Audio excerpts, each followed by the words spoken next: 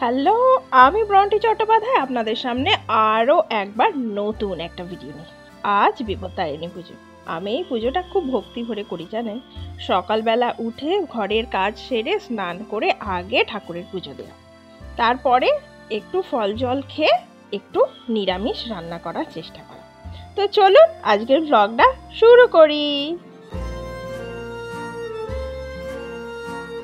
আজকে ভেবেছি পটল দিয়ে পনির দিয়ে একটা দম মতো তরকারি হয় না, সেটাই বানাবো। কর্তামশাই কালকে আমাকে সকাল সকাল এইসব বাজারগুলো করেই দিয়েছিলেন, তো আমিও আজকে লেগে পড়েছি, কারণ খাওয়া দাওয়া করে তিনিও তো অফিস দৌড়বেন। আর এই যে এনারা হচ্ছেন আমার ঘরের অতিথি, এনারা কিন্তু আমাকে মাঝে মাঝে অনেক পুরস্কার দেয়।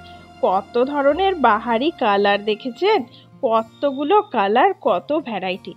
আমি যেমন এদেরকে ভালোবাসি না, এনারাও আমাকে ভীষণ ভালোবাসে।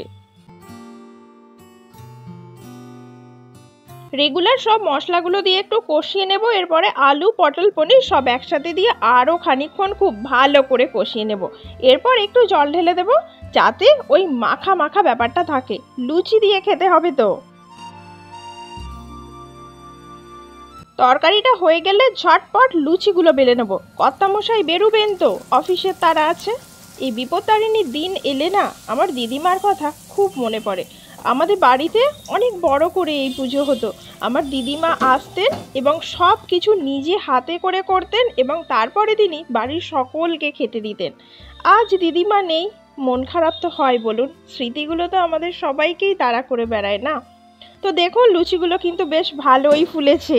এনারাও আমাকে কিন্তু অনেক পুরস্কার দিয়েছে। আমি ভাবিনি এনারা এতটা ফুলকো ফুলকো হবে। রান্না বান্না সব কমপ্লিট হয়ে গেছে। একটু বেগুন ভাজা আর আলু চচ্চড়িও করেছিলাম, কর্তামশাই খেতে বড় ভালোবাসে তাই। আমার তো রান্না বান্না কমপ্লিট হলো, আপনাদের হলো?